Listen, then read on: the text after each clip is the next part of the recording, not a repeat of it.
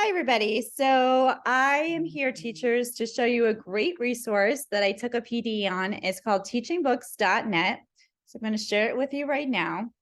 I think you really enjoy this resource. It's not something extra for you. It's something to help you. So if I click on browse right here, there's a couple of different ways that you can search. Now, these are not the actual books. The main point of this resource is a resource. So if there's a book that you're doing with your class, it will help you, give you lesson plans, activity ideas, vocabulary, author interviews, book trailers. It's a resource that you can use with your students. So if I click on collections, there's a couple of different ways that you can search for different collections. You can just search for everything that's in your grade level. You can search for a particular subject, like let's say STEAM. If you click on that, it's all books that are dealing with the topic of STEAM. So if you have this book, Ada Twist Scientist, which is a great book, you can read the book with the students, and then if you click on it, it's going to give you lots of different resources that you can use. There's going to be lesson plans that you can get from there. There's going to be author interviews. So you can hear an author interview with the author of the book. It's really a great resource that you can use. Look at all the curriculum. There's even a STEM activity that you can use with the book. So this is a great resource. All right, so if I go back to collections, so there's subjects that you can search for. Let's say you were doing African Americans and African American books. You can search all the African American books. Remember, these aren't the actual books. These are just resources for the books that you can use.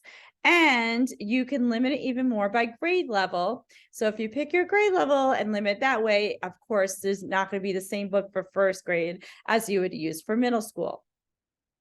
And again, if you click on a book, it's going to give you all the different resources that you can use: author interviews, book guides, activities and lessons, book readings, book trailers, and even websites that you can use with the book. Another way, when you're browsing, what you can do is you can look for a type. Let's say you were just working on readers theater. I would just click on that, and it's going to give you books that are dealing with readers theater, and you can click on that. And all of these books here will have a resource that you can click on. Let's say I clicked on Wonder. And it will give you a readers theater idea that you can use on here. So that is one thing that you can use on here. Okay, back. Let's say I wanted a book trailer. You can search for a book trailer and you can use that. Let's say I just wanted an author interview. Where you're learning about a particular author and all you want is an interview with that author. You can look at that. Let's say you just want lesson plans and that's it. You can look for that. Or let's say you're not sure how to pronounce an author's name. It will give you the pronunciation for that. Okay, so another thing that you could do is search for the actual book. Now, I know that Miss McBride, she did the book, The Outsiders, with her students. So this would be a great resource that she can use when she's teaching the book. It tells you all about the author. There's an author interview on here. There's book guides, activities, lessons that she can use on here. There's even book readings that are narrated that she can play for her students. And a neat feature is a vocabulary list. For each chapter, there's different vocabulary words that she could give to her students. There's also this option, share this page. And you can share this page. It gives you a link. You can put this on your student's Schoology in the class. You can put it in the Schoology as an assignment, and the student could click on the link and they could go to it and they can find everything right there. So that is also something that you can do with your students. So something that's really neat about that.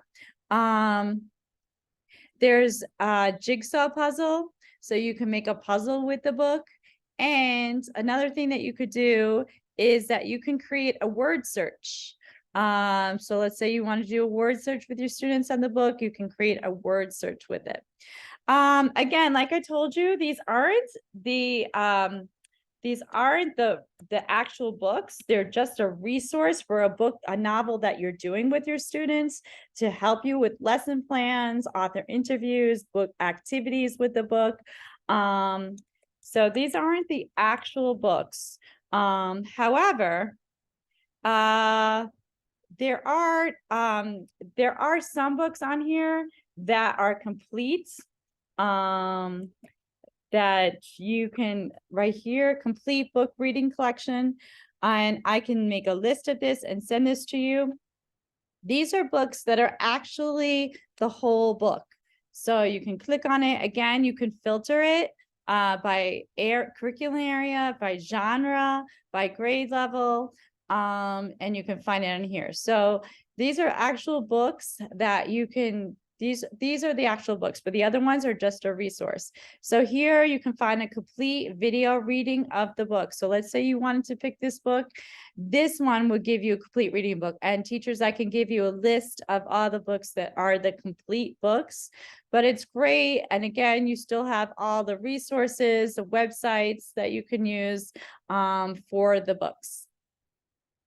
Okay, so that's teachingbooks.net. It's a great resource to use. I'm going to be sending you an email about that.